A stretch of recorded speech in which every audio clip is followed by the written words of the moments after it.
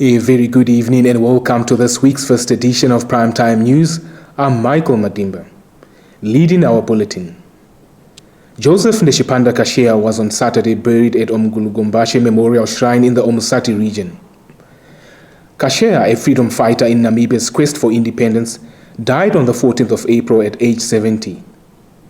In a speech presented on his behalf during the burial ceremony, President Dr. Hage Geingob stated that Namibians remain grateful for Kashea's immense sacrifice, courage and devotion to his fellow Namibians. According to Geingob, Kashea joined the Vanguard Liberation Movement SWAPO in 1968 at a time when joining SWAPO was tantamount to having a death wish. Geingob pointed out that because of his bravery, Kashea experienced his first arrest at the age of 19, and due to his activities in SWAPO, he faced expulsion from school and his education was interrupted.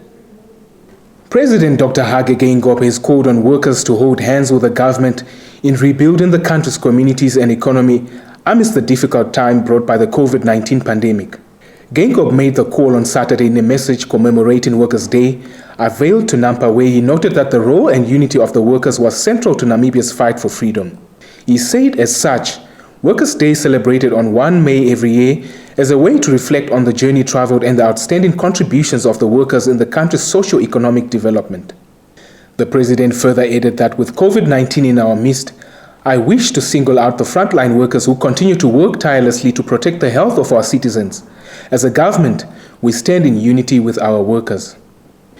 Nearly 700 Herero community members from across the country gathered at Gam in the Tsumkwe constituency over the weekend, where they commemorated their repatriation from Botswana, where their forefathers fled to during the German and Herero War of Resistance in 1908. More than 200 Hereros who are descendants of the Herero warriors that fought in the German-Herero War between 1904 and 1908 were the first people to be repatriated to Namibia from Botswana in 1993.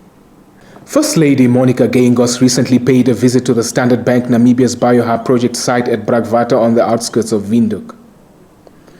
The BioHub project is an initiative exploring alternative ways of accelerating the delivery of adequate housing through the use of cost-effective building materials, and it is part of the bank's Buy a Brick initiative.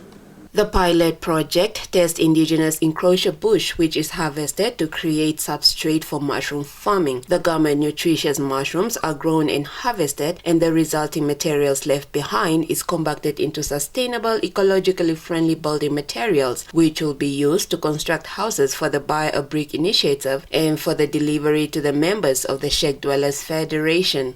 In her remarks, Geingob said the challenge of rapid urbanization and informal settlements is developing faster than the solutions and the funding available.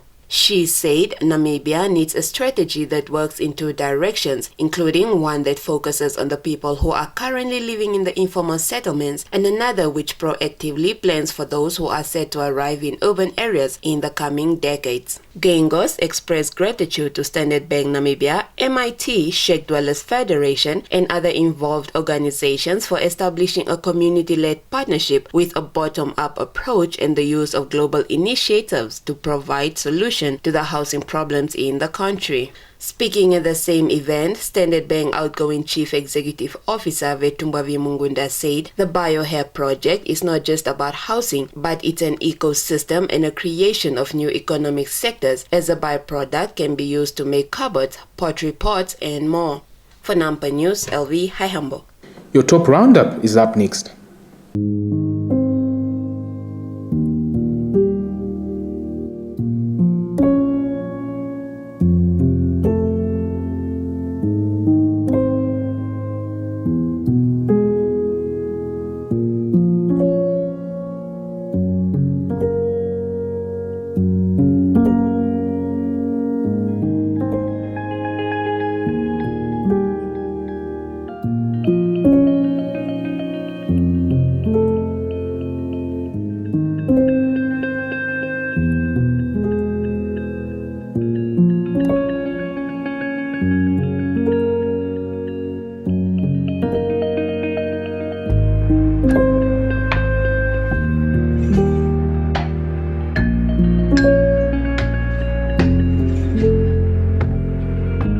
Minister of Urban and Rural Development, Erastus Utomi, handed over 32 houses for low-middle income earners at Kaisosi Informal Settlement at Rundu on Friday.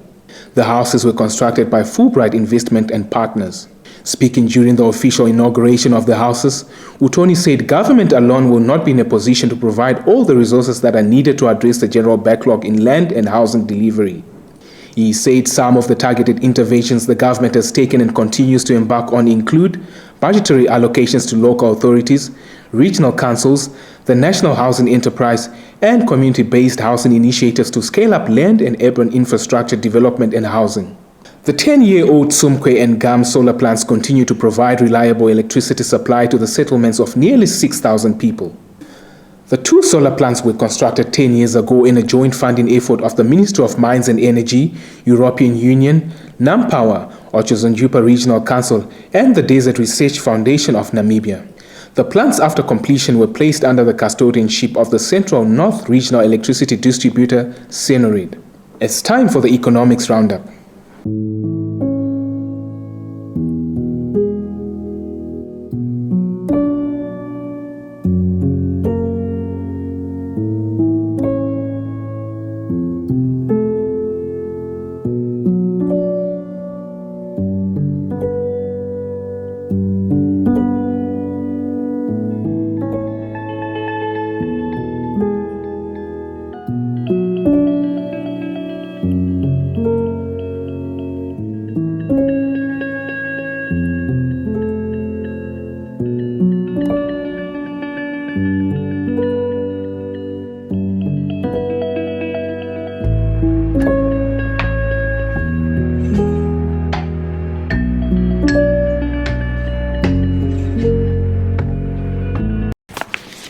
In tonight's sports update, Emmanuel Joseph and Philemon Ngutenyane fought a thrilling 10-round draw during the MTC Salute Boxing Academy boxing tournament in the capital Friday night.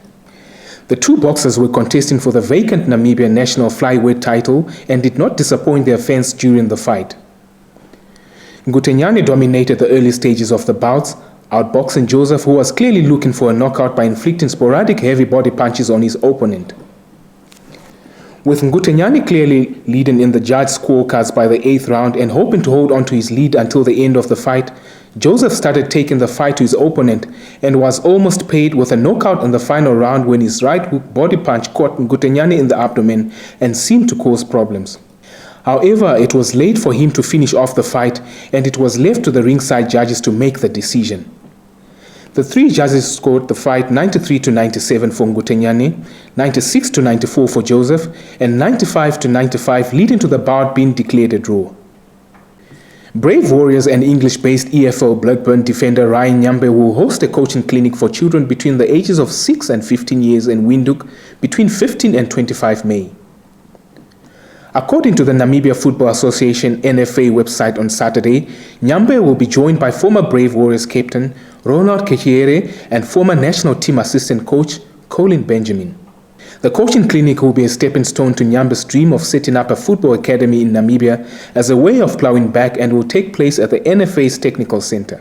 Nyambe confirmed his plans to the NFA, saying the talent in Namibia motivated him to come up with a football academy in the country. Greater Manchester Police have launched an investigation after an officer was left needing emergency hospital treatment following disturbances which led to the postponement of Manchester United's Premier League clash with Liverpool at Old Trafford. Fans broke into the stadium on Sunday and invaded the pitch in protest at club owners the Glazer family, while outside the ground, bottles and barriers were thrown at police officers and horses. Greater Manchester Police say 2 officers were injured, with one attacked with a bottle and sustaining a significant slash wound to his face, requiring emergency hospital treatment. Stand by for your sports roundup.